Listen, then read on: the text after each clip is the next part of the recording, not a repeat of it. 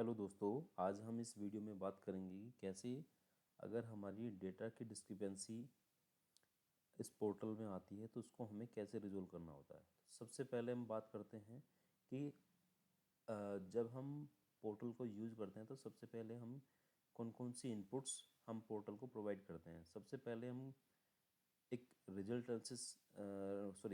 को हमें अपलोड करना होता है, स्टूडेंट डिटेल हम अपलोड करते हैं और टीचर डिटेल हम अपलोड करते हैं। इन तीनों इनपुट्स के बाद ही हमारी सभी रिपोर्ट्स जो हमारी क्वालिटी बेस्ड इंडेक्स रिपोर्ट्स होती हैं और हमारी परफॉर्मेंस इंडेक्स बेस्ड जो रिपोर्ट होती हैं वो सारी जनरेट हो जाती हैं। ठीक है। पर कई बार क्या होता है कि जब हम अपना बोर्ड रिजल्ट इसमें अपलोड करते हैं और स्टूडेंट डिटेल्स अपलोड करते हैं पर बट किसी डेटा की डिस्क्रिपेंसी की वजह से सभी रिपोर्ट्स हमारी जनरेट नहीं हो पाती। वो क्या क्या रीजंस हो सकते हैं इसमें, तो आइए हम देखते हैं कि कैसे हमें उनको रिजोल्व करना है। जैसे ही हम अपनी सारी इनपुट्स इसमें अपलोड करते हैं कि रिजल्ट हमने अपलोड किया, स्टूडेंट डिटेल अपलोड की और टीचर डिटेल अपलोड की, तो उसके बाद हम यहाँ पर मैनेज डेटा के अंदर जाकर एक डिस्क्रिपेंसी रिपोर्ट नाम से अलग से एक पेज बना हुआ है। इस पेज में जाकर हम अपने डिटेल्स को चेक कर सकते हैं। जैसे क्लास अगर मैंने 12th के लिए इनपुट फीड की है तो 12th के लिए मैंने देखा कि हमने रिजल्ट में कितने रिकॉर्ड्स अपलोड किए हैं। मीन्स रिजल्ट में हमारे कितने स्टूडेंट्स के लिए डेटा है, वो है 445 के लिए। ठीक है। स्टूडेंट डिटेल्स जो हमने अपलोड करी है वो कितने की है, 445। और सीबीएसई रोल नंबर्स, मतलब जितनी स्टूडेंट डिटेल्स होती है हमारी उतनी ही सीबीएसई रोल नंबर की लिस्ट भी होती है। ठीक है। तो इट मीन्स कि हमारा जो डेटा है वो हमारा जितने रिजल्ट है उतने ही हमने स्टूडेंट डिटेल अपलोड की है। तो इट मीन्स ये ओके है। कई बार क्या होता है कि हम लोग जब हम अपना रिजल्ट अपलोड करते हैं तो रिजल्ट जो सीबीएसई की तरफ से आता है टेक्स्ट फाइल में, वो तो मतलब फिक्स होता है। उसमें तो मतलब जितना भी इसमें रिकॉर्ड्स होंगे वो सारे ही हम लोग टेक्स्ट फाइल के थ्रू अपलोड करते हैं। बट समटाइम्स क्या होता है कि जब हम स्टूडेंट डिटेल को अपलोड करते हैं तो उसमें क्या होता है कि कई बार हम कुछ स्टूडेंट्स की डिटेल्स अपलोड करना भूल जाते हैं, या हमने वो यहाँ पर 445 अगर स्टूडेंट्स हैं तो स्टूडेंट डिटेल मान लो हमने 440 की अपलोड की, तो क्या होगा जब ये स्टूडेंट डिटेल्स इस रिजल्ट के साथ में मैच होगी तो वो सिर्फ 440 स्टूडेंट्स का ही जो रिपोर्ट्स हैं, जो रिजल्ट एनालिसिस रिपोर्ट्स हैं वो यहाँ पर आएंगी। तो हमारे 5 स्टूडेंट्स की जो रिपोर्ट्स हैं वो मिस हो जाएंगी। ठीक है। वो रिपोर्ट्स मिस ना हो इसके लिए हमने एक डिस्क्रिपेंसी रिपोर्ट के नाम से ये अलग से पेज बनाया हुआ है कि ताकि हमें ये पता चल सके कि वो कौन से स्टूडेंट्स हैं जिनकी जो डिटेल्स हैं वो स्टूडेंट डिटेल्स वो रिजल्ट के साथ में मैच नहीं कर रही है। ठीक है। तो इसमें ये तो सिर्फ एक तरीके स्टेटिक्स दिखाता है कि क्या क्या आपने अपलोड किया है, मतलब वो कितने नंबर ऑफ रिकॉर्ड्स हैं। पर अगर हमें साथ साथ हमें ये भी पता होना चाहिए कि किस स्टूडेंट का रोल नंबर उसकी स्टूडेंट डिटेल के साथ में मैच नहीं कर रहा, तो वो सारी डिटेल्स हमारी इस रिपोर्ट्स में आती है जो फर्स्ट नंबर की है। इसमें क्या होता है कि जैसे हमारा जो रोल नंबर है सीबीएसई का, वो सीबीएसई के रोल नंबर की रिपोर्ट के साथ में मैच नहीं कर रहा है, तो वो सारे स्टूडेंट्स की लिस्ट हमारी यहाँ पर आ जाएंगी। इट मीन्स कि हमारे रिजल्ट में तो वो बच्चे हैं ये रोल नंबर्स, बट वो जो सीबीएसई रोल नंबर की जो लिस्ट हमने अपलोड करी है, या कह लो कि स्टूडेंट डिटेल जो हमने अपलोड करी है, तो उसमें वो जो एंट्री है वो मिसिंग है। वो ही हम यहाँ से देख सकते हैं। और यहाँ पर अगर वो डिस्क्रिपेंसी है तो हम क्या करेंगे कि हम अपने स्टूडेंट डिटेल्स को दोबारा से अपलोड करेंगे जिसमें उन पर्टिकुलर रोल नंबर्स का डेटा भी होना चाहिए। ठीक है। सेकेंड वाली रिपोर्ट होती है हमारे दिल्ली गवर्नमेंट स्कूल्स के लिए, क्योंकि दिल्ली गवर्नमेंट स्कूल्स के लिए जैसे हमने पिछली वीडियो में भी बताया है कि हमारा जो स्टूडेंट डिटेल और सीबीएसई रोल नंबर जो होते हैं ये दोनों अलग अलग एक्सेल में हम मेंटेन करते हैं जो हम इसमें अपलोड करते हैं। बट प्राइवेट स्कूल और केवीएस एनवीएस के लिए हमने ये दोनों डेटा एक ही सिंगल एक्सेल में किया हुआ है। तो प्राइवेट स्कूल, एनवीएस स्कूल और केवीएस स्कूल्स के लिए तो कोई दिक्कत नहीं है क्योंकि सारा डेटा हमारा कंबाइंड नहीं है। तो ये जो डेटा जो यहाँ पर नंबर आएगा वही सेम नंबर इसके लिए भी आएगा। ठीक है।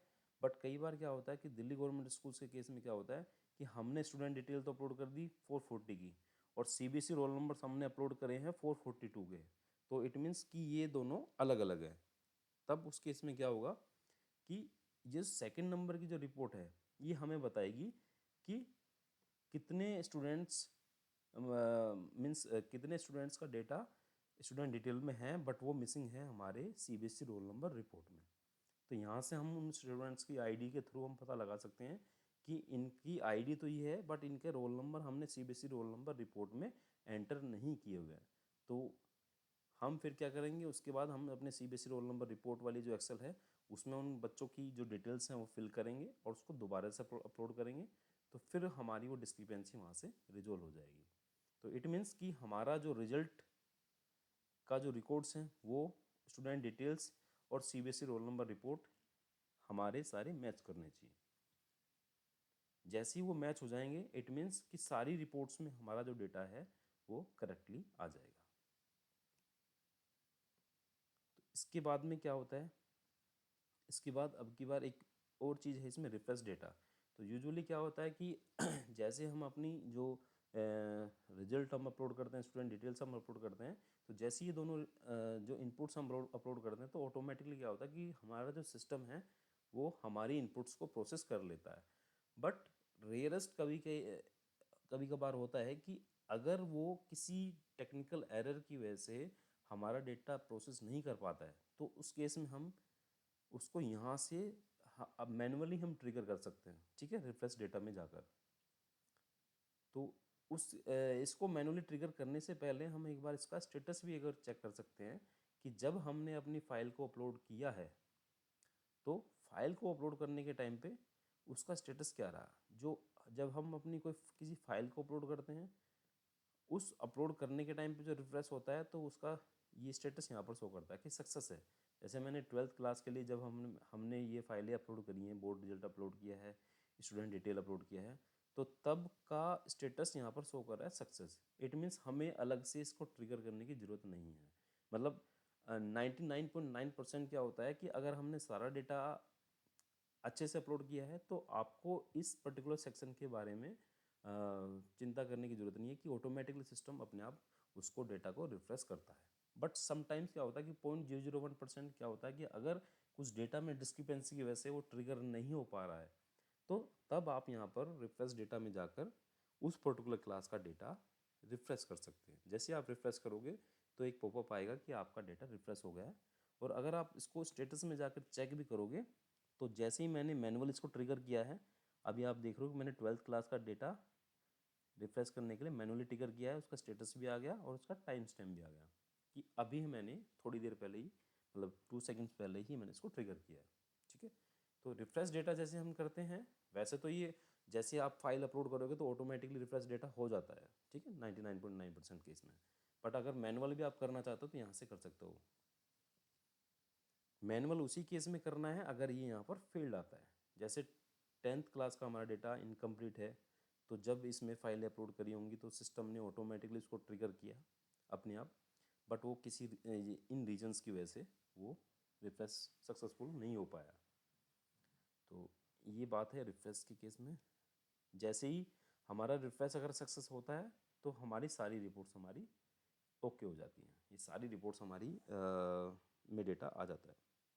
ठीक है, तो रिफ्रेश के बारे में आपको मतलब ऐसा कोई कंसर्न होने की ज़रूरत नहीं है कि इसको आपको मैनुअली ट्रिगर करना है। मैनुअल ट्रिगर बहुत ही रेयरेस्ट केस में होता है कि अगर आपकी रिपोर्ट्स यहाँ पर नहीं आ रही है और आपने सारी इनपुट्स आपने अपलोड कर दी हैं तो उस केस में हम रिफ्रेश करते हैं बस। तो जैसे ही हम अपनी इनपुट्स को अपलोड करते हैं तो उसके बाद हमारी सारी जो यहाँ पर ये रिपोर्ट्स हैं वो हमारी एक्सेसिबल हो जाती है। ठीक है, बस आज की इस वीडियो में यही सब हमारा डेटा था। Thank you.